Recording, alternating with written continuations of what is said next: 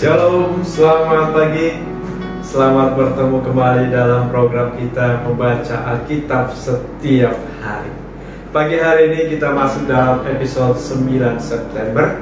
Saya terus mengajak kita, Bapak dan Ibu, kita ikutin terus pembacaan Alkitab kita. Mari kita jadikan Alkitab kita ini menjadi bacaan harian yang memberkati kita. Dan mari kita belajar membaca Alkitab secara teratur. Amin. Baik, sebelum kita lanjutkan, saudara kita mari berdoa bersama. Bapak yang baik, terima kasih untuk pagi hari ini, hari yang baru bagi kami. Kiranya firman Tuhan boleh memberkati kami, renungan kami ini pun boleh memberkati iman kami. Terima kasih Tuhan, di dalam Yesus Kristus kami berdoa, haleluya, amin. Tema firman Tuhan bagi kita pagi hari ini, meraih kemenangan dalam setiap masalah. Meraih kemenangan dalam setiap masalah. Saya baca dari kitab Amsal pasal 16 ayat 32. Orang yang sabar melebihi seorang pahlawan. Orang yang menguasai dirinya melebihi orang yang merebut kota. Saudaraku yang dikasihi Tuhan, selama kita hidup di dunia ini, kita selalu diperhadapkan dengan masalah. Seolah masalah itu sudah menjadi pasangan orang yang hidup. Artinya saudara, kalau kita dikelilingi oleh masalah, artinya hidup kita masih normal, saudara. Tetapi kalau kita sudah merasa tidak punya masalah, justru ini dipertanyakan.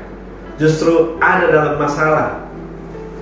Masalah yang kita hadapi beragam. Bisa masalah ekonomi, masalah keluarga, mungkin masalah lingkungan, bermasyarakat, masalah rohani, bisa juga masalah kesehatan dan lain sebagainya. Bagaimana kita meraih kemenangan? Nah, inilah yang menjadi renungan kita pagi hari ini, saudara. Bagaimana kita meraih kemenangan dalam setiap masalah hidup kita? Renungan kita menjawab pada hari ini. Yang pertama dikatakan sabar. Sabar. Orang yang sabar melebihi seorang pahlawan. Ya, seorang pahlawan dikenal karena mereka gigih memperjuangkan kepentingan orang banyak, mengorbankan segala yang mereka miliki untuk berjuang. Mereka tidak mudah. Maka itu saudara, tidak mudah menjadi seorang pahlawan. Tetapi saudara, kita mencatat di sini bahwa orang yang sabar melebihi seorang pahlawan. Yakobus 5 yang ke-7 mengatakan, karena itu saudara-saudara, bersabarlah sampai kedatangan Tuhan. Sesungguhnya petani menantikan hasil yang berharga dari tanahnya, dan ia sabar sampai telah turun hujan musim gugur dan hujan musim semi. Kesabaran itu, saudaraku, memegang peranan sangat penting dalam kehidupan iman kita. Maka itu saudara, orang percaya kita harus sabar, dan sesama orang percaya kita harus saling mengingatkan supaya sabar. Kita percaya, saudaraku, bahwa semua masalah-masalah hidup kita Tuhan tidak pernah izinkan melampaui kekuatan kita. Maka itu saudaraku, kita jangan panik. Tetapi saudaraku, sebaliknya kita sabar. Kita serahkan kepada Tuhan. Dan kesabaran ini saudaraku, kita harus melatih setiap hari. Di dalam Alkitab ada tokoh-tokoh di mana kita dapat belajar dari kesabaran mereka. Seperti Abraham. Abraham ini saudaraku, dia dengan sabar menantikan janji Tuhan, di mana Tuhan berjanji bahwa dia akan memiliki keturunan sampai usianya sudah menjelang 100 tahun, dan istrinya sudah menjelang 90 tahun. Tetapi saudaraku, Alkitab mengatakan bahwa Abraham ini orang yang sabar, dan kita harus menjadi orang yang sabar.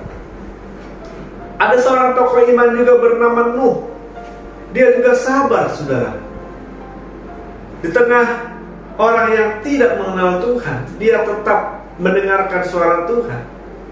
Tuhan menyuruh dia membangun bahtera. Ya, membangun bahteranya itu bukan di tepi pantai, tetapi jauh dari lautan,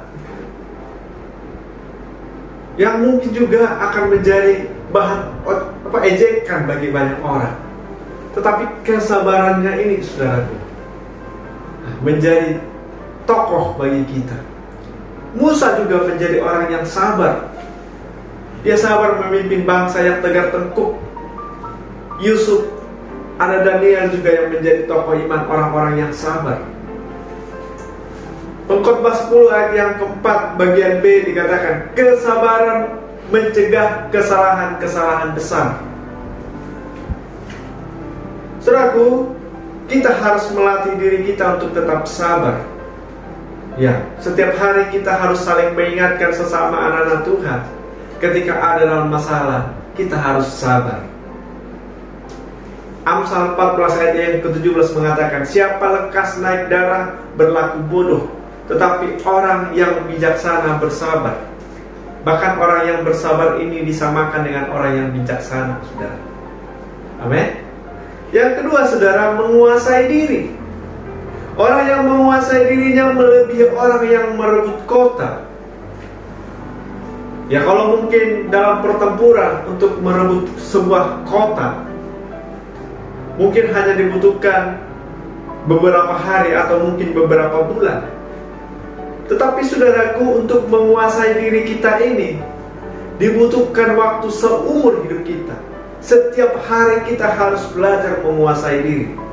Amin.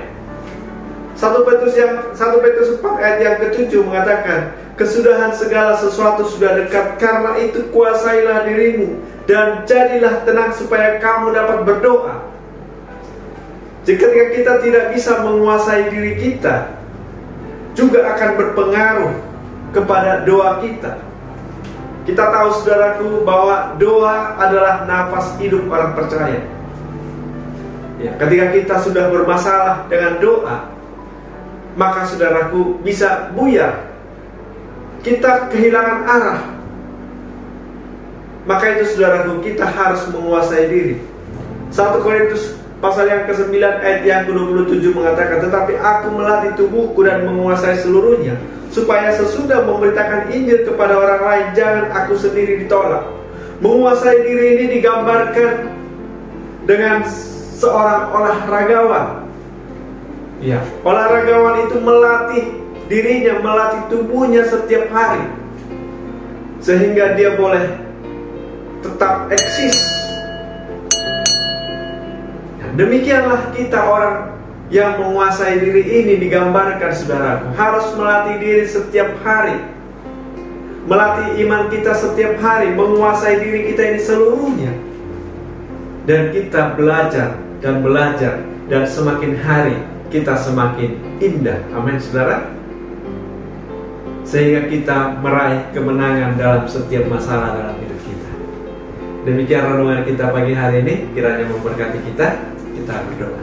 Terima kasih Tuhan untuk renungan firman Tuhan yang boleh kami dengar pagi hari ini. Kiranya memberkati setiap kami. Roh Kuduslah yang menolong firman-Mu. Di dalam Yesus Kristus kami berdoa.